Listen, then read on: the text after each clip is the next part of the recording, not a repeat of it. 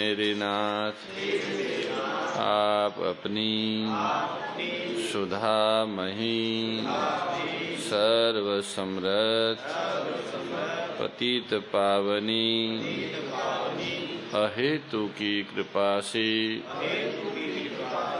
मानव मात्र को विवेक का आदर एवं बल का सदुपयोग करने का सामर्थ्य प्रदान करें और हे करुणा सागर अपनी अपार करुणा से शीघ्र ही राग द्वेष का नाश करें, जिससे सभी का जीवन सेवा त्याग और प्रेम से परिपूर्ण हो जाए। ओम आनंद, ओम परमानंद, ओम सच्चिदानंद। नारायण नारायण नारायण नारायण नारायण नारायण नारायण नारायण नारायण। सर्वेश्वर सच्चिदानंद घन परमात्मा की असीम कृपा से आप हम सभी को गोधाम मातीर्थ पथमेड़ा के आनंदवन परिसर में श्रीमद् भगवद गीता के दिव्य भावों का श्रवण मनन पठन करने का सौभाग्य प्राप्त हो रहा है। भगवान ने 5वें अध्याय पर्यंत अर्जुन को माध्यम बना के मानव मात्र के कल्याण के लिए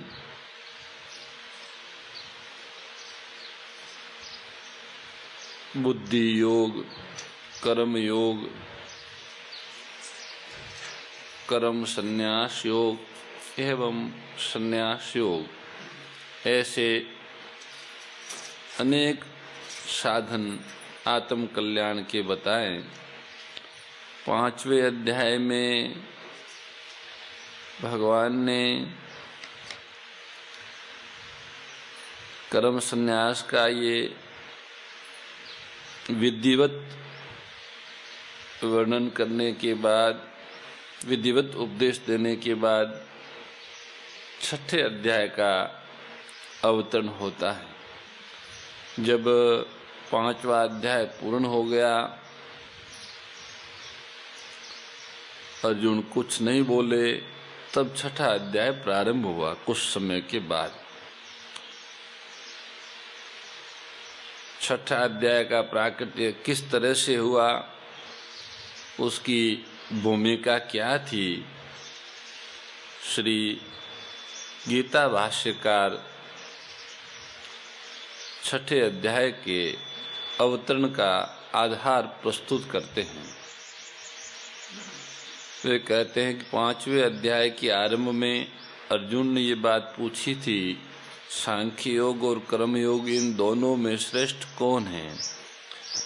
इसके उत्तर में भगवान ने कहा कि ये दोनों ही कल्याण करने वाले हैं, परंतु कर्म संन्यास और कर्म योग इन दोनों में कर्म योग श्रेष्ठ है। अब दोनों कल्याण करने वाले कैसे हैं, इसका वर्णन भगवान ने 5वें अध्याय के 26वें श्लोक तक किया। फिर सांख्य योग तथा कर्म योग के लिए उपयोगी और स्वतंत्रता से कल्याण करने वाले ध्यान योग का संक्षेप में 2 श्लोकों में वर्णन किया। अंत में अपनी तरफ से भक्ति की निष्ठा बताकर 5वें अध्याय के विषय का उपसंहार किया। अब पुनः कर्म योग की श्रेष्ठता बताने के लिए भगवान 6ठे अध्याय के विषय का आरंभ करते हैं। ओम श्री परमात्मने नमः। श्री भगवान उवाच अथ 6ठो अध्याय। श्री भगवान उवाच अनाश्रितः कर्म फलं कार्यं करम करोति यः स सन्न्यासी च योगी च न निरागनीर न चाकिर्य। श्री भगवान बोले, हे भैया, कर्म फल का आश्रय न लेकर जो कर्तव्य कर्म करते हैं वही सन्यासी तथा योगी हैं। और केवल अग्नि का त्याग करने वाला सन्यासी नहीं हो सकता तथा केवल क्रियाओं का त्याग करने वाला योगी नहीं हो सकता। अनाश्रित कर्म फलम। मनुष्यों को किसी उत्पत्ति विनाशशील वस्तु, व्यक्ति, घटना, परिस्थिति, क्रिया आदि का आश्रय नहीं रखना चाहिए।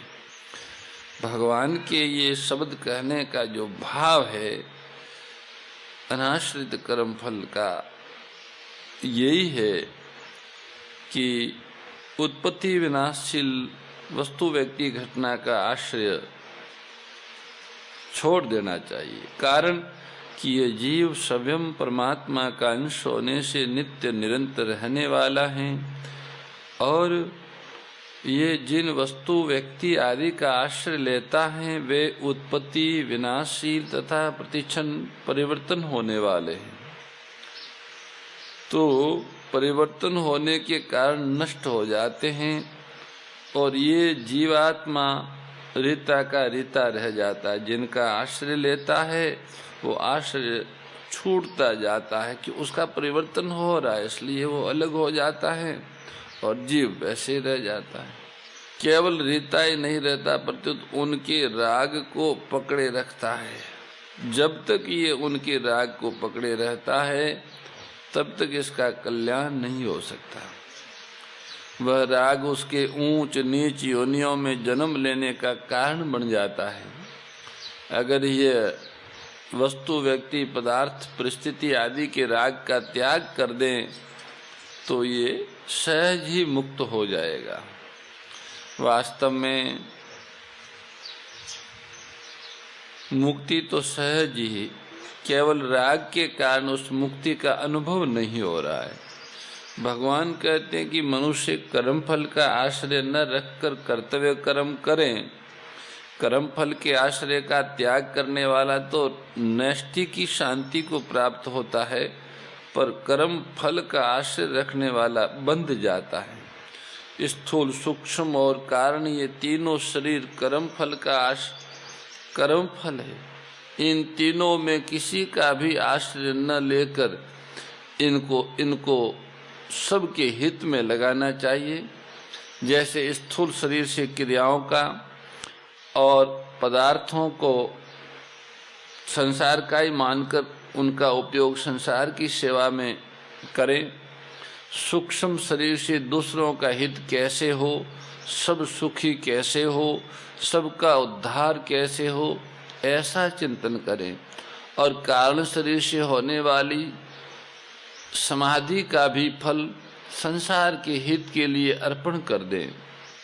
कारण कि ये तीनों शरीर अपने व्यक्तिगत नहीं हैं, अपने लिए भी नहीं हैं, संसार की और संसार की सेवा के लिए ही हम हैं। उनकी धरोहर है, उनकी धरोहर ईमानदारी पूर्वक उनकी सेवा में लगा देना ही साधक का कर्तव्य है। इन तीनों की संसार के साथ अभिन्नता और अपने आत्म स्वरूप के साथ भिन्नता है। इस तरह इन तीनों का आश्रय न लेना ही कर्म फल का आश्रय न लेना है और तीनों से केवल संसार के हित के लिए कर्म करना ही कर्तव्य कर्म करना है।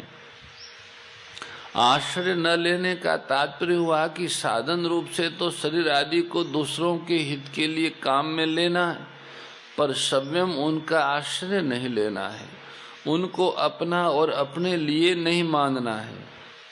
मनुष्य जन्म में शरीर आदि का महत्व नहीं है, शरीर आदि के द्वारा किए जाने वाले साधन का महत्व है। संसार से मिली हुई चीज संसार को दे दें, संसार की सेवा में लगा दें तो हम सन्यासी हो गए, और मिली हुई चीज में अपनापन छोड़ दें तो हम त्यागी हो गए। संसार की दी हुई चीज संसार को दे दें तो ये संसार की सेवा में लगा दी तो ये सन्यासी हो गए। और जो कुछ अपने पास है उसमें जो ममता है, मेरापन है, उसका त्याग कर दे तो त्यागी हो गए। बहुत सरल है, कठिन नहीं है। समझना थोड़ा कठिन लग रहा है, बाकी ये कठिन नहीं है, तो सहज और स्वाभाविक है। सभी चीजें वैसे ही छूट रही हैं, सभी अलग हो रहे हैं।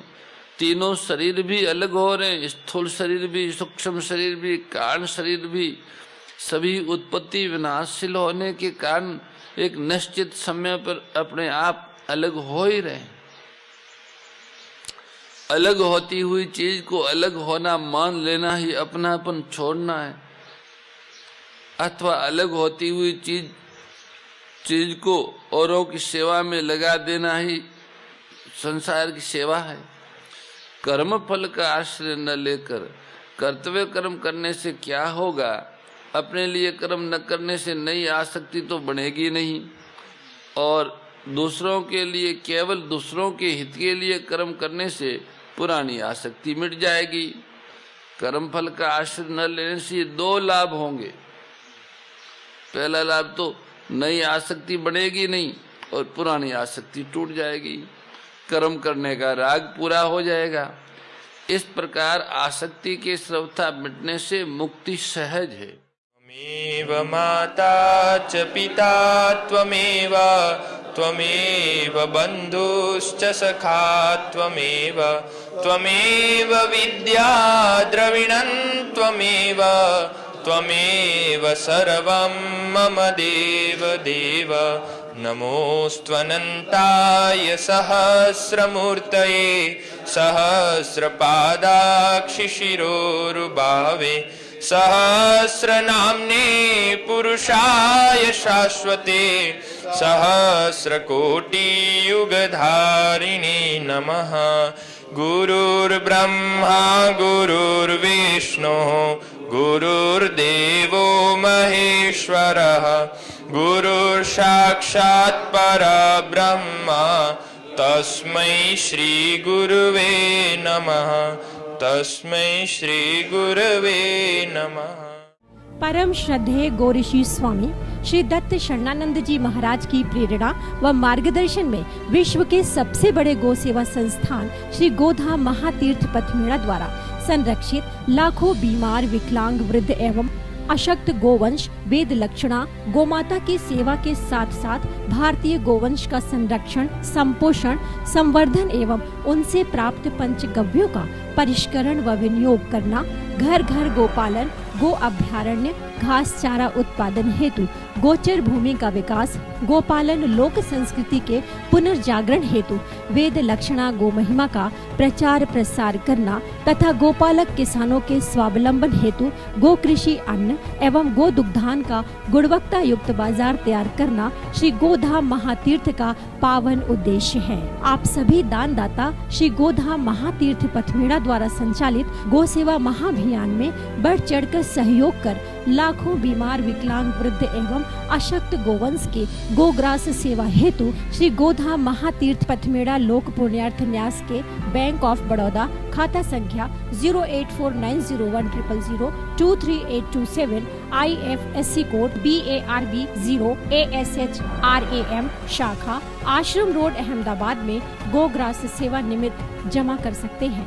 अधिक जानकारी के लिए संपर्क करें 7742093179 7665059999 7073000151।